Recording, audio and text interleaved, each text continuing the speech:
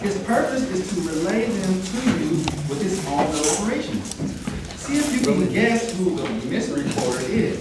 Please welcome Toastmaster Tim Connors with his speech entitled,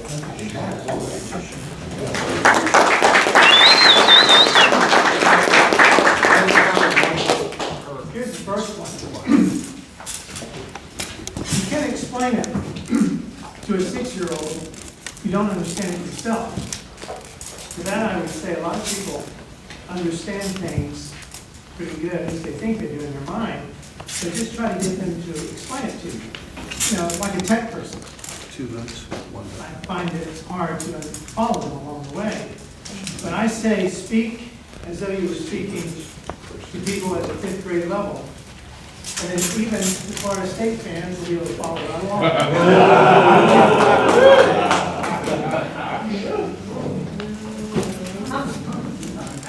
Anyone who has never made a mistake has never tried anything new. I would extend this to saying that That's 3.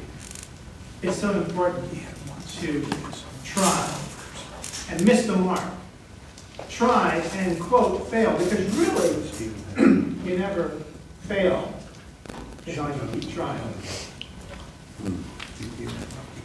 It's not that I'm so smart, but I stay with the question much longer. I would extend this to say, staying with the research until you find the answer. You know, it's not so much the smart person that makes a difference. It's someone who stays at it. I would use the word tenacity, staying with it. After all, what is smart? Someone who puts things together in their mind and in a superior fashion? Is it being quick-witted and what have you, and that sort of thing? I would say shun a little bit of the past thoughts you had about that and stay with it. Stay with whatever your goal is. I'd rather be an optimist and a fool than a pessimist. Yeah, I did. Pessimist. And right.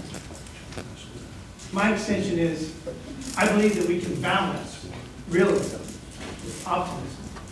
It's so easy to be negative, isn't it? I mean, we live in a negative world, don't we? And most people approach things from a negative standpoint. Well, I'd rather be optimistic regardless. I mean, what have you got to lose? What do you think? Yeah. You never stop, you never fail until you stop trying. That's why so many people just need to keep going. Thomas Edison with 4,000 attempts at the incandescent light bulb. I'm sure we can think of many, many examples of people just stayed at it, stayed at it, and stayed at it.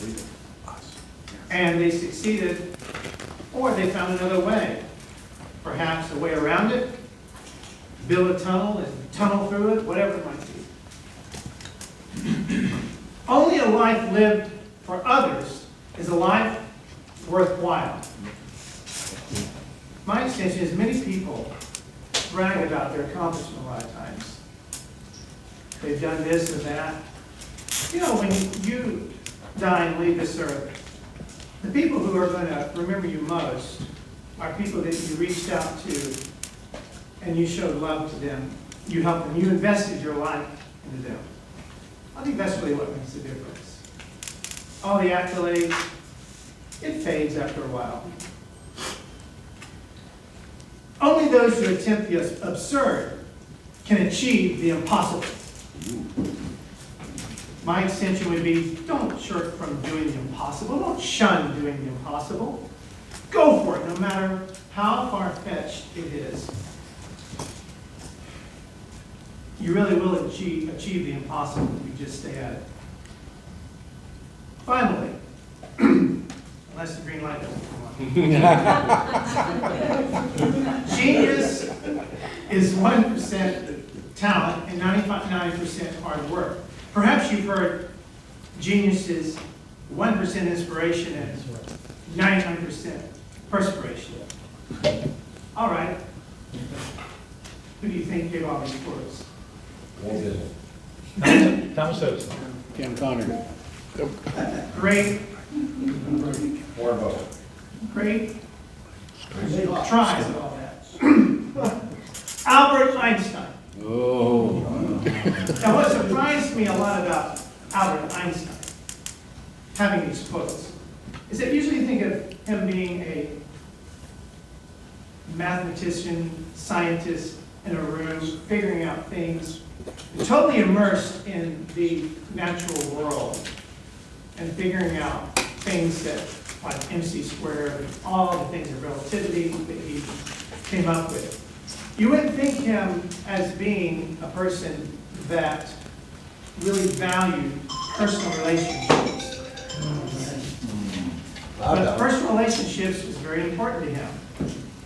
And it just goes to show you that no matter how smart you are, how much of a genius you are, the most important thing is reaching out to others.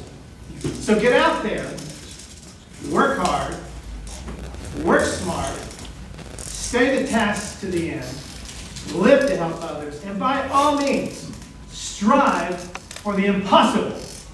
Thank you.